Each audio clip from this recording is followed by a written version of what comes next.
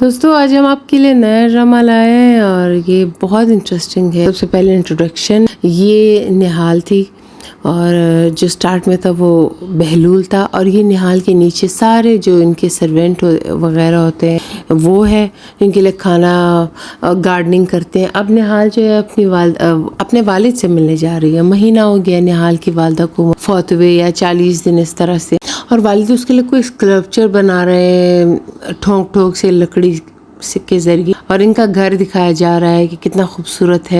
یہاں پر بلند کو دکھایا جاتا ہے۔ بلند جو ہے وہ عدنان صاحب کا چھوٹا بیٹا ہے، وہ بہت خوش ہوتا ہے بہلول کے آنے سے۔ بہلول جو ہے وہ ان کا مطلب سمجھ لے بھائی کا بیٹا ہے، اس طرح ہاں کا بیٹا ہے، اور بشیر آتا ہے اس کا سامان اٹھاتا ہے، اور بلند ان کے ساتھ ہی رہتا ہے کیونکہ بلند کی فیملی نہیں ہے، پیرنٹس وغیرہ ہے نہیں۔ بشیر بھی بہت خوش ہوتا ہے کیونکہ ان کی بہت مطلب آپس میں سب، چاہے نیچے والے نوکر ہو یا اوپر والے، سب اوپر رہتے ہیں، باقی عدنان صاحب وغیرہ۔ عدنان صاحب بھی بہت خوش ہوتے ہیں۔ یہاں پہ آج یہ لوگ باہر کھانا کھا رہے ہوتے ہیں گھر کے باہر۔ بہلول بھی آ کے اٹینڈ کرتا ہے۔ ڈینیز بھی بہت خوش ہوتی ہے۔ ڈینیز ان کو پالتی ہے، جب سے ان کی والدہ وفات پا چکی ہوتی ہے تو ڈینیز ان کو پالتی ہے، اور ڈینیز ان کا بہت اچھے سے خیال رکھتی ہے۔ اور یہاں پر بہلول کا نہال کو اس طرح تنگ کرنا، بچوں والے کھلونے لانا، یہ اس کو بہت غصہ آتا ہے۔ سب اس بات کو بہت انجوائے کرتے ہیں۔ یہاں پہ پھول آتے ہیں پیکر کے لیے۔ پیکر کون تھی؟ پیکر ایکس گرل فرینڈ تھی بہلول کی، اور بہلول کو اس سے کوئی فرق نہیں پڑتا۔ اب پیکر کی جو ہے ایک دوسرے لڑکے نہال نام ہے اس کا، نہال اس سے شادی ہو رہی ہے، اور بہلول کہہ رہے کہ میں بھی یہ شادی اٹینڈ کروں گا، مجھے کیا فرق پڑتا ہے یہ بات سن کے۔ اور یہاں پر پیکر کی والدہ فردوس بہت خطرناک قسم کی عورت، بہت خطرناک قسم، اور اس کے ساتھ اس کی ایک قاتیہ بھی ملی ہوئی ہے جو اس کی نوکرانی ہے۔ اور یہاں پر جو نہال ہے وہ اپنے والد سے کہہ رہے ہیں کہ دیکھو مجھے پیکر سے ہر حال میں شادی کرنی۔ والد اس کے کہتے ہیں کہ مجھے ان لڑکیوں سے مسئلہ نہیں ہے، ان کی ماں سے مسئلہ ہے، وہ بہت خطرناک قسم کی ہے۔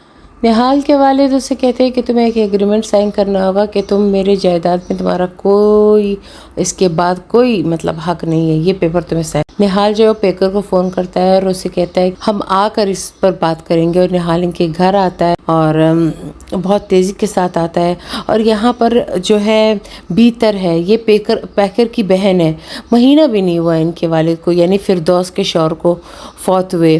اور یہاں پہ عدنان صاحب بھی روزانہ آتے ہیں اپنی وائف سے ملنے کے لیے، ان کی قبر پہ آنے کے لیے، اور پیکر بھی روزانہ آتی ہے، بیتر روزانہ آتی ہے، اور اس طرح ان دونوں کے درمیان ایک میوچول انڈرسٹینڈنگ ہو جاتی ہے۔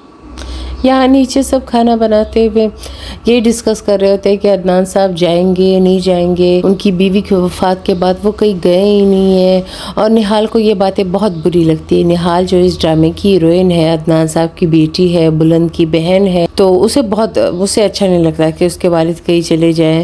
وہ لوگ انہیں سمجھاتے ہیں کہ اس کی تھوڑی آؤٹنگ ہو جائیں گی، وہ کہیں گئے ہی نہیں ہیں، اپنے اسکلپچر روم میں ہوتے ہیں یا کچھ ٹھونک رہے ہوتے ہیں چیزیں۔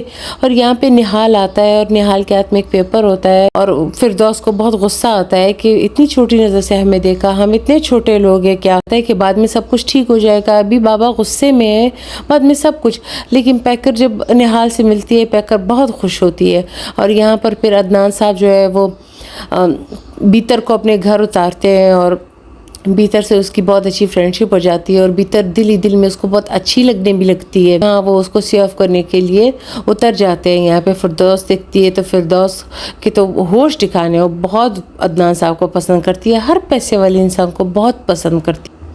فردوس الگ سے نہال سے ایک ایگریمنٹ سائن کرواتی ہے، اسے بلینک چیک لے لیتی ہے۔ یہ سب کچھ وہ چھپکے کر رہی ہوتی ہے، لیکن یہ بیتر دیکھ لیتی ہے، اور فردوس اس کو سمجھاتی ہے کہ دیکھو اگر تمہاری بہن کو پتہ چلا 2 مہینے کی پریگننٹ بھی ہے تو اس کی زندگی خراب ہوگی، مجھے کیا فرق پڑتا ہے۔ اس کو اپنی بیٹے سے بھی کوئی فرق نہیں پڑتا، بلکہ اسے تو غصہ آتا ہے کہ اس کی وجہ سے وہ پریگننٹ ہوئی، وہ ایجڈ لگنے لگی، اور وہ 2 بیٹیوں کی ماں بن۔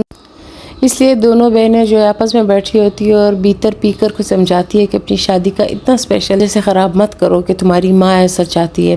پھر اس کو وہ سین یاد آنے لگتا ہے۔ بیتر کو وہ سین یاد آنے لگتا ہے جس کی وجہ سے ابھی 1 مہینے پہلے اس کے والد کی ڈیتھ ہوئی تھی۔ بیتر اور اس کے والد فارم ہاؤس جا رہے ہوتے ہیں اور وہ حیران ہوتا ہے کہ فارم ہاؤس پہلے سے کھلا ہوا کیوں ہے اور گاڑی بھی کھڑی ہے، یہ کس کی گاڑی ہے۔ بیتر بھی حیران ہوتی ہے، اس کے والد کو تھوڑا شک ہوتا ہے تو اسے کہتا ہے تم بیٹھو میں چیک کرتا ہوں۔ ایسے میں کوئی آدمی بھاگتے ہوئے وہاں سے نکلتا ہے اور اپنی گاڑی میں بیٹھ کے چلا جاتا ہے۔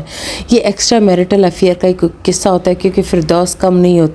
ایسے میں کاتیہ آتی ہے اور اسے کہتی ہے کہ جلدی سے تیار ہو جاؤ، اور بہلول کا فون آتا ہے، اس کی بہت ساری گرل فرینڈز ہوتی ہے اور اسے ملنے کا کہتی ہے، اور بہلول جو ہے وہ نہال کے پاس آتا ہے، اسے کہتا ہے کہ مجھے پیسے چاہیے، اور وہ ہمیشہ جب اس کا ہاتھ تنگ ہوتا ہے تو وہ نہال بلند سے پیسے لیتا ہے اور اس طرح سے چلا جاتا ہے۔ لیکن پھر جو عدنان صاحب ہوتے ہیں وہ اسے بلاتے ہیں کہ دیکھو تم آگے کرنا کیا چاہتے ہو، گریجویشن کرنا چاہتے ہو یا کوئی اور تمہاری فیوچر پلانز ہے۔ ایسے میں اس کی گرل فرینڈ کا فون آتا ہے اور وہ جو ماڈل بھی ہوتی ہے اور وہ بہلول سے بہت محبت کرتی ہے اور بہلول سے کہتی ہے کہ تم کب آ رہے ہو، میں تمہارا انتظار کر رہی ہوں، سارے میں نے کینسل کرائے ہیں اپنے شوٹنگز وغیرہ۔ یہاں پہ نہال بہت پریشان ہوتی ہے، وہ بہت پوزیسو ہوتی ہے اپنے والد کے بارے میں، سوچتے سوچتے وہ بے ہوش ہو جاتی ہے۔ ابو چلے جائیں گے، امی تو چلی گئی۔ یہاں پر اچانک سے نہاد آتا ہے جو پیکر بیوی کو سرپرائز دیتا ہے اور بوٹ میں آتا ہے پانی کی کشتی میں، اور وہ اسے دیکھ کے حیران رہ جاتی ہے اور خوش بھی ہوتی ہے، تیار ہو جاتی ہے، اور دونوں پیکر بھی تیار ہو جاتی ہے، بیتر بھی تیار ہو جاتی ہے، سب تیار ہو جاتے ہیں اور شادی کا فنکشن سٹارٹ ہو جاتا ہے۔ یہ بات کسی کو پتہ نہیں ہوتی کہ پیچھے کیا ہاتھ ہے۔ یہاں پہ نکاح نامہ ہو جاتا ہے اور فنکشنز اور پٹاخے اور انجوائمنٹ شروع ہو جاتی ہے۔ فردوس بوڑھی ہو کے بھی اتنی ادائیں دکھا رہی ہوتی ہے، ہمیں شرم آ رہی ہوتی ہے، یقین کریں۔ اور یہاں پہ دوبارہ سے بیتر شادی میں ہوتی ہے لیکن اس کو وہی سین یاد آتے ہیں جب وہ اس کے اور اس کے شوہر کے درمیان فارم ہاؤس میں لڑائی ہوئی تھی، اور وہ اسے کہتی ہے کہ تم نے مجھے بوڑھا کر دیا، فضول انسان، بڈھے انسان۔ بیتر یہ باتیں نہیں بھول پاتی کیونکہ اس کی وجہ سے اس کے والد کا ہارٹ اٹیک ہو جاتا ہے اور وہ مر جاتا ہے، اور فردوس ذرا بھی دھیان نہیں دیتی، وہ انہی باتوں میں کھوئی ہوئی ہوتی ہے اور یہی سوچ رہی ہوتی ہے، شادی کے دوران بھی یہی سوچ رہی ہوتی ہے، بہت پریشان ہوتی ہے وہ۔ اور عدنان صاحب اسے ہی گھورے جا رہے ہوتے ہیں اور وہ دل ہی دل میں اس کو پسند کرتے ہیں، اس کے پاس آتے ہیں، اس سے باتیں کرتے ہیں۔ یہاں پہ مس ڈینیز وغیرہ یہ پروگرام بناتی ہے کہ چلو کشتی کے ذریعے جا کے شادی میں گئے تھے نہیں، چلو وہاں سے دیکھتے ہیں، لیکن مسز ڈینیز بڑی ہی زیرک ہوتی ہے، وہ سمجھ جاتی ہے کہ عدنان کا انٹرسٹ کہاں ہے، کس طرف ہے، فردوس کی طرف نہیں، فردوس کی بیٹی کی طرف، اور وہ بھی آرام سے سمجھ جاتی ہے جو بیتر ہوتی ہے۔ یہاں پہ لوگ واپس گھر آ جاتے ہیں اور اس کی بیٹی جو نہال ہوتی ہے وہ اپنے پاپا سے گلے ملتی ہے اور بہت خوش ہوتی ہے، اور جو بیتر ہوتی ہے وہ ایک نیا پلان بناتی ہے کہ اب میں اپنی ماں سے اس طرح سے بدلہ لے کے رہوں گی اور کبھی بھی اس طرح سے بے وفائی نہیں کروں گی جس طرح میری ماں نے میرے والد کے ساتھ بے وفائی کی تھی۔ اور وہ جب عدنان اسے پرپوز کر دیتے ہیں تو وہ آرام سے ہاں کر دیتی ہے، اور پہلی ایپیسوڈ میں پرپوز ایکسیپٹ ہو جاتا ہے، پرپوزل جو ہوتا ہے، سوری۔ اور تھینک یو، مجھے سبسکرائب کیجیے۔ ڈرامہ پسند نہیں آیا تو آگے نہیں بناؤں گی، اور پسند آیا تو بناؤں گی، اور اسی طرح سے وائس اوور کرتی رہوں گی۔ Thank you very much.